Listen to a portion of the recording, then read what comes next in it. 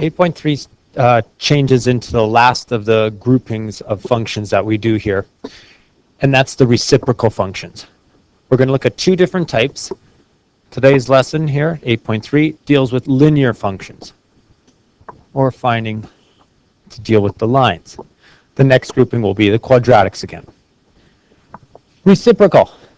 Got to remember what a reciprocal is before we can get going on to these. Reciprocal means fancy way of saying flip. Flip the fraction. So if we're talking about linear functions, we're going to be starting with a line, and then we're going to be flipping them. Okay? And we'll also be looking at quadratic functions, and then going 1 over that. So notice here in our getting started, we're looking at what values make these undefined. So those are our NPVs. First one, whatever makes the denominator equal to 0. We can't divide by 0. So 2x cannot equal 0, so x cannot equal 0 on the first one. Second one, x plus 4 cannot be equal to 0, so x cannot equal negative 4. Third one, x squared minus 9 cannot be 0, so x squared cannot equal 9. X cannot equal, now we're square rooting both sides, but don't forget, plus or minus whenever you take the square root. Plus or minus 3. And the last one, x minus 1 cannot equal 0, so x cannot equal 1, or x plus 3 cannot equal 0, x cannot equal negative 3.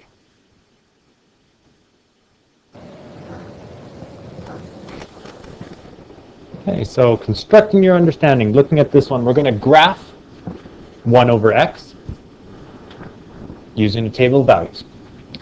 So filling in, first one is you're doing 1 over negative 5, which is negative 0.2.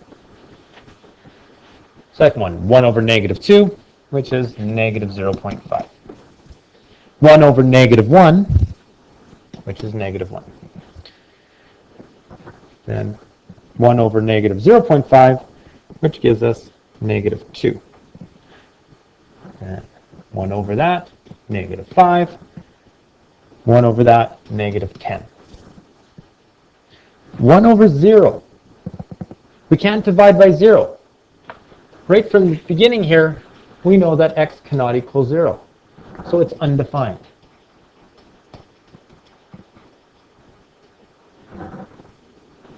If we had 0.1, 1 over 0.1 gives us 10. 1 over 0.2 gives us 5. Gives us 2. 1 over 1 gives us 1. 1 over 2 gives us 0.5. 1 over 5 gives us 0.2. And then we plot it onto the graph. And let's start plotting those points. First one, negative 5 comma negative 0.2. So negative 5 comma negative 0.2. Negative 2 comma negative 1/2. Negative 1 comma negative 1. 1/2, negative 1/2 comma negative 2. And negative 0.2 comma 5. And negative 0.1 comma negative 10. So let's connect those dots there. It looks like, oops, that. Let's go over to the other side. If I had 0.1, I'd be way up at 10. 0.2 be at 5. 0.5 be at 2. And then 1 and 1. 2 and 0.5. And 5.2. Connect those dots. We have two portions of this graph. I'm going to put arrows in the end because those will go on forever. one thing that we can also notice about this, it's never going to be able to cross the axes. First of all, we are not allowed to have an x of 0. So x cannot be 0, means that it will never cross this y-axis. That's called, because it's up and down, a vertical asymptote.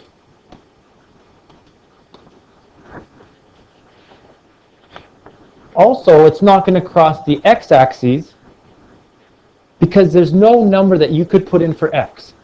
That 1 divided by that number will equal 0. Can't get that. We can't have 0 equal to 1 over x. I'd multiply both sides by x. I'd get 0 equals 1. That's not true. You lose the x in that process. It can't happen. That means it'll never cross this axis either. So we can never get y equal to 0. That we're going to be calling a horizontal, because it's a horizontal line here, asymptote. Asymptote is meaning a line that the graph gets ever so close to, but never crosses. I'm going to do one more thing with this that they didn't ask for you to do in this question, but I'm just going to put a line down through here, and I'm also going to graph y equals x with those same numbers. Okay, so if we notice here, y equals 1 over x and y equals x. These are reciprocals of each other. Okay, taking the x and flipping it. So that would give us -5, -2, -1, -0.5, -0.2, 0.1, 0, 10, oops, sorry, 0.1, sorry, 0.1, 0.2, 0.5, 1, 2, and 5. So it's just getting the same value as the x. And if we graph those ones, 0 and 0 was a point, 0, 0, and 1, 1, 2, 2, 3, 3, we would be getting points that go all the way through there.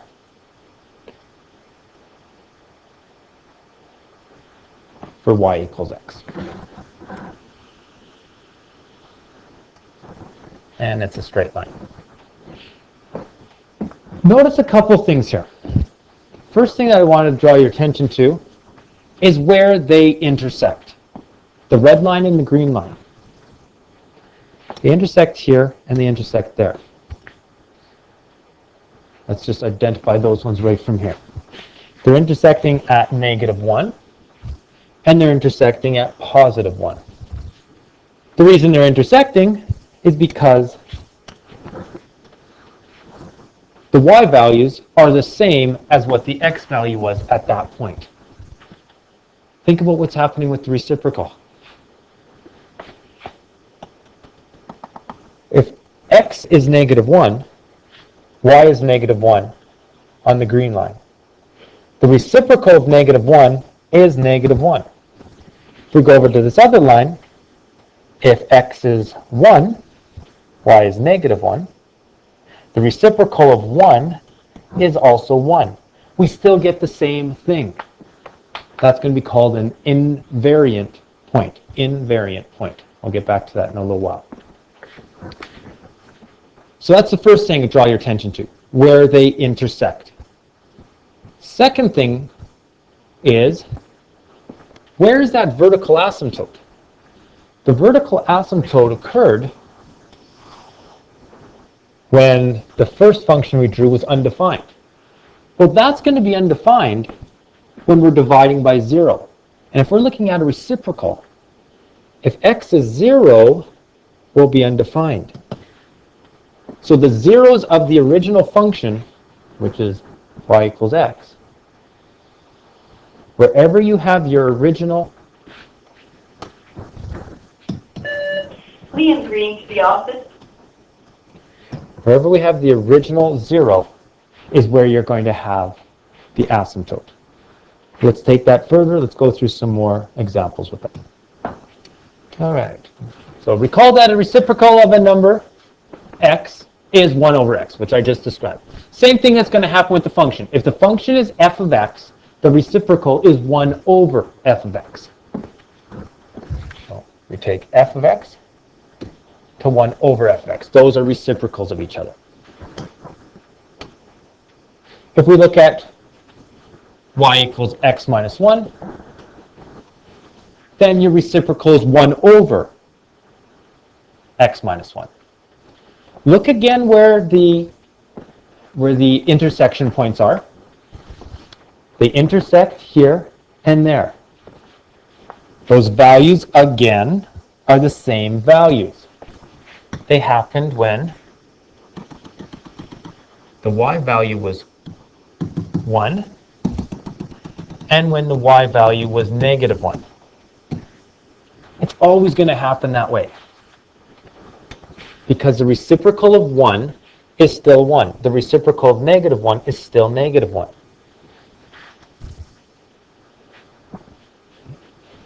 There's no x-intercepts on this because we can never get that graph to equal 0. There's no number that you can plug in for x to make it equal to 0. That gives us, like I had told you before, the horizontal asymptote. No x-intercept, can't cross the x-axis. The x-axis becomes a horizontal asymptote.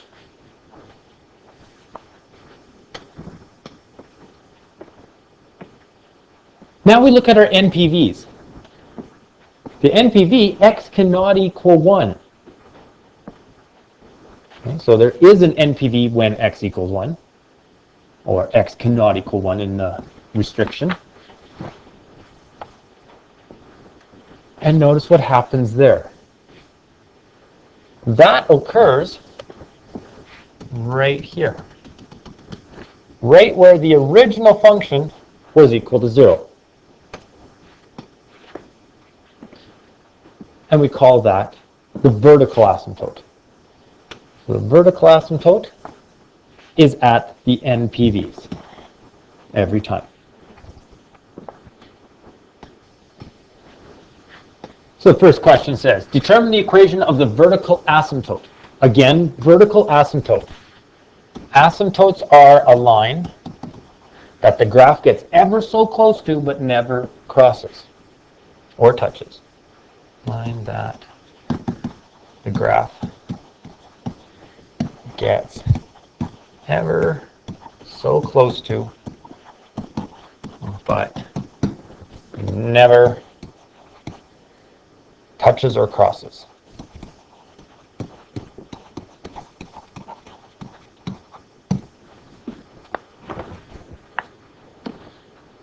Vertical asymptotes are always at the NPVs.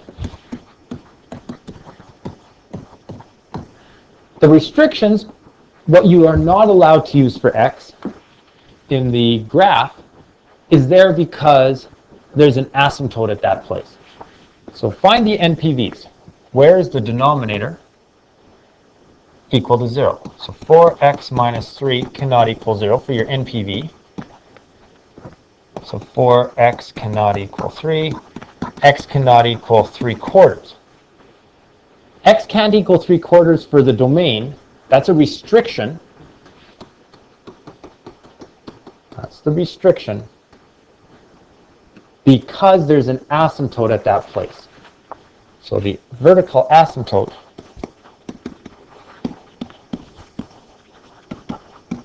is when x equals 3/4. So the equation, and asymptotes are always equations. It's an equation, x equals 3/4. Okay, so for all reciprocal functions, which is 1 over f of x, y cannot be 0, since we can't get a fraction 1 over something to equal 0. This is what gives us our horizontal asymptotes. So the horizontal asymptotes will always be the x-axis, because we can't get x to equal 0. So horizontal asymptote is the x-axis in all of these cases. For any function, like I was saying, the reciprocal of 1 is still 1. 1 divided by 1 is 1. The reciprocal of negative 1, 1 divided by negative 1, is still negative 1. So we have these two lines wherever the original is at a y of 1 or a y of negative 1, we've got an intersection point between the two graphs. We call those invariant points. Those are the points that do not change from the original f of x to the reciprocal 1 over f of x. So you will have the intersection between f of x and its reciprocal. So again, looking at that, where's the intersection points? The intersection points are always at y equals 1 and at y equals negative 1. So right there and right there at those two places. And then you'll get negative 1 comma 1 and negative 2 comma negative 1.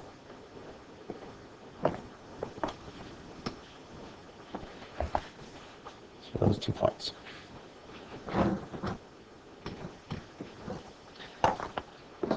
Sketching. Let's sketch this graph.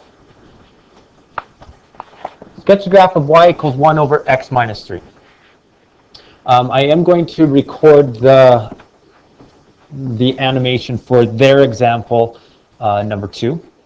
So if you would like, you can pause, you can watch that, see how they're explaining it, and then come back and watch this one. I will leave it up there for you if you're struggling with how to draw these. Okay, so first step that I suggest you do is look at what the original was. Before we took the reciprocal, we want to graph y equals x minus 3. Let's look at what that graph looks like, and then we're going to apply some rules for reciprocal and graph from there, instead of just jumping straight to graphing. Let's take the denominator.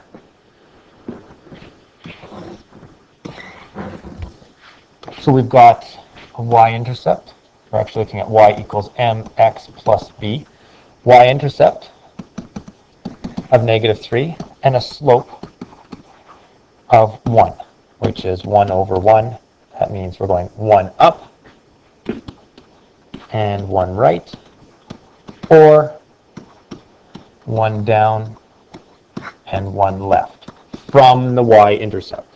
So let's get that y-intercept on there at negative 3. So let's put on some markings. All right, so I've got my markings on. Start at the y-intercept. The y-intercept was negative 3. So negative 3 on the y-intercept. From the y-intercept, now go with a slope. 1 up, 1 right. 1 up, 1 right. Dot. 1 up, 1 right. 1 up, 1 right. 1 up, 1 right. Go as far as you can with those. Or 1 down, 1 left. 1 down, 1 left. 1 down, 1 left. 1 down, 1 left. Connect your dots. Got a beautifully straight line there. That's your original function, the original line. But that's not the graph of the reciprocal that we're trying to get here. We are going to use a few steps to get there. So step 1, graph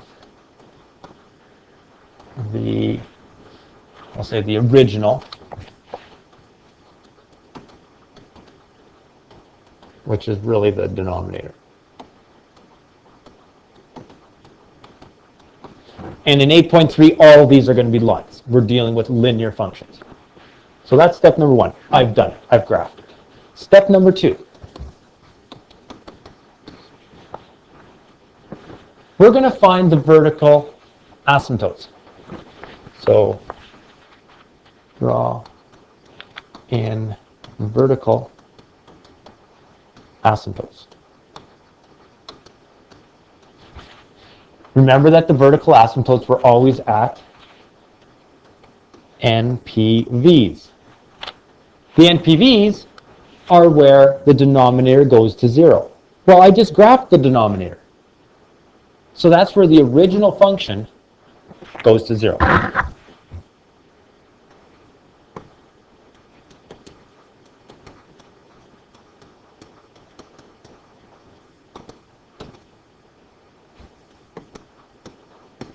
So we're looking for the zeros of the original function, which mine is beautifully drawn. There we go. Nice big fat line. That's a pH, fat. There we go. So right here, you can see that this is where the original 0 was. Well, the original 0, if I go 1 over 0, it's going to be undefined. That's going to be a vertical asymptote. So step number 2 is find the original zeros and put an asymptote there, a vertical asymptote there. I can't cross that line. Next step, step number 3. We're going to find the invariant points. So find invariant points. The invariant points were at when y is equal to 1 and y is equal to negative 1. Again, the reason for that, at y equals 1 and y equals negative 1. The reason for that is the reciprocal of 1 is 1. It's the same thing. And the reciprocal of negative 1 is still negative 1. So I'm going to draw in 2 little lines at y equals 1 and y equals negative 1. Wherever it crosses my original function, invariant point, put that on there, put that on there. I need to make sure I go through those points. I will always be looking for those 2 points when you draw your reciprocal.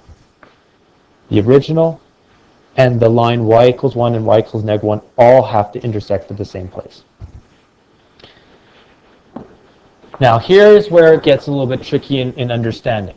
So you might need to listen to this a couple times for my explanation. From the invariant point, let's take this invariant point here, the first invariant point. I'm going to work to the left and to the right. So there's going to be 2 sections on each of the invariant points that I have to work with. To the left of the invariant point, I'm talking about this area in the yellow. I'm going to look at what happens to the original there. Then I'm going to be looking at to the right of the invariant point, but not past the asymptote, because I can't cross an asymptote. Then I'm going to look for the other invariant point to the left of that invariant point, but not crossing the asymptote, and then to the right of that invariant point. So 4 different sections that I need to look at.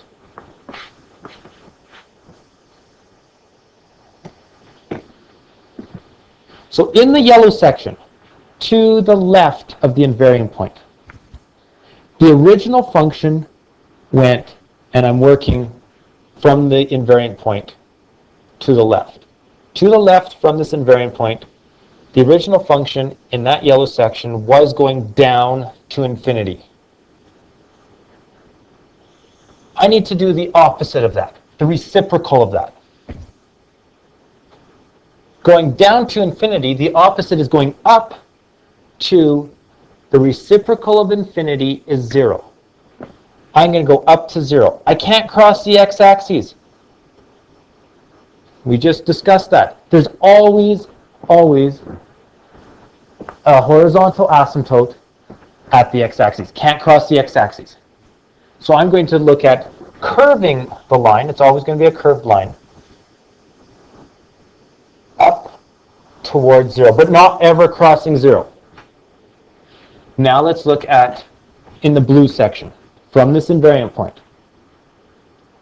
In the blue section between the invariant point and the asymptote, the original function, the red line, is going up towards 0. I'm going to do the opposite. I'm going to go down to infinity. 0 and infinity are reciprocals of each other. So I've got that first half done. All right, so now we're going to look at doing the other invariant point. So the second half of the graph. So I need to talk about inside this green section.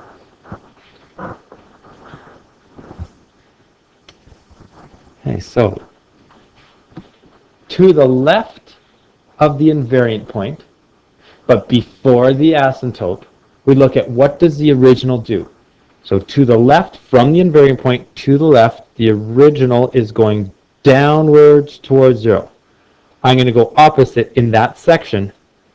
I'm still drawing inside the green. I'm going to go up to infinity. But I cannot cross that asymptote line. If you find yourself crossing any asymptote lines, you know there's a problem. Now from that point into the pink area, to the right. To the right, my original is going up to infinity. We're going to be going opposite, down to 0, and always curved lines. One thing I will note is that when people first start drawing reciprocals, this is what their graphs tend to look like. A scalloping. They're not. They're a nice, constant curve. Even though we're starting at a point and we're going left and right from that point, it's really a nice straight, a nice easy curve. And they're always curved. The original is going to be straight from a line. These ones will always be curved. Okay, so domain and range now from it. Let's do the domain first. The domain can be any value except for the NPVs. So our domain is going to be x such that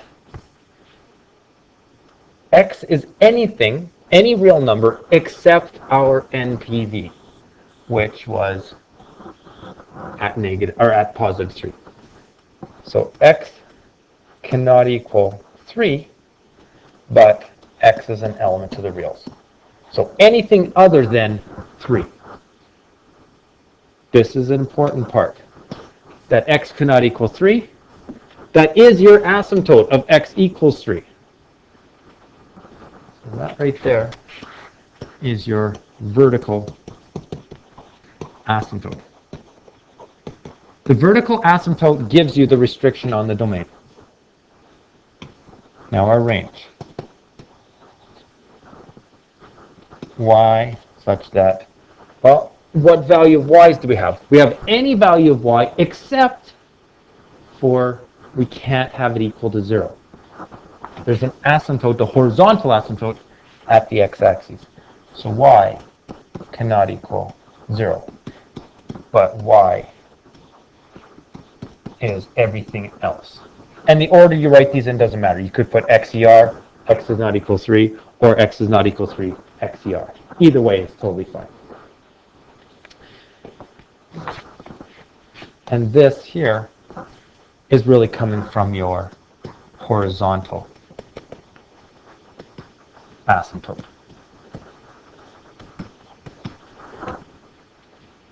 So the restriction on the range is your horizontal asymptote. Your restriction on the domain is your vertical asymptote. The only difference is that we would say x equals 3 and y equals 0 for the asymptotes.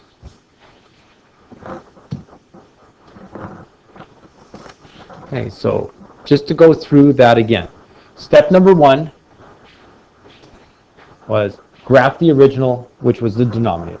Step number 2, find your vertical asymptotes. That's your NPVs, or where the original one goes to 0, where the 0 of that original function is.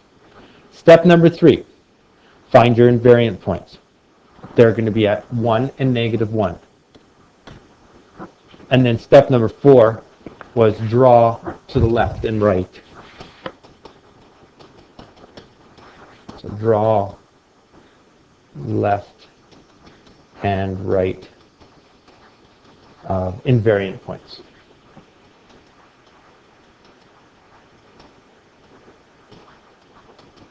And that's doing the opposites. If it goes up to 0, you go down to infinity. If it goes down to 0, you go up to infinity. If it goes up, you go down in that section. If it goes up, you go down. If it goes to infinity, you go to 0, and vice versa.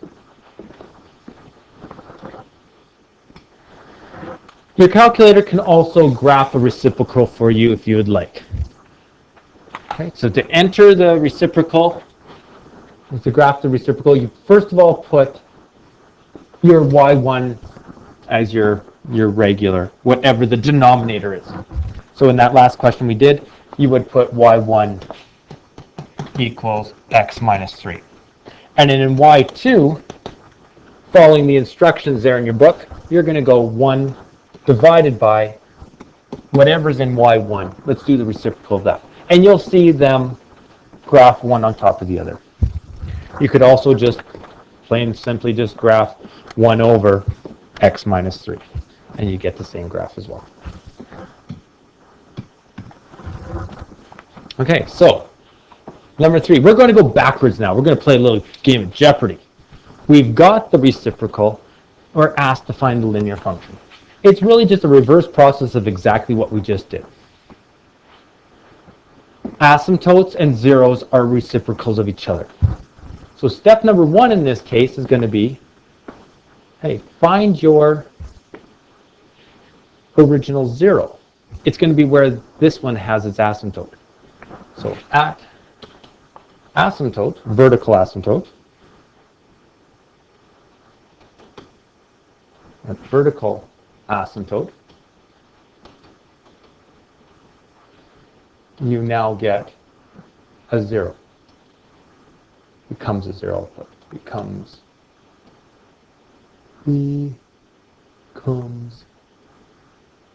a 0. So find the original asymptote. There it is. Where it crosses the x-axis at asymptote, you're going to be going through that point. It's going to be a 0. So that's step number 1. At the vertical asymptote, make it a 0. Second thing, find where the graph, the reciprocal graph here, crosses 1 and -1. Same thing. All 3 have to intersect at that same place. Find invariant points. And again, these are at y equals 1 and y equals -1. So here, y equals 1 and at y equals -1. Wherever they cross, you've got to go through. We really have enough information right there to connect our dots and draw it. So we've got 3 points. Connect those 3 points together, and there's the original.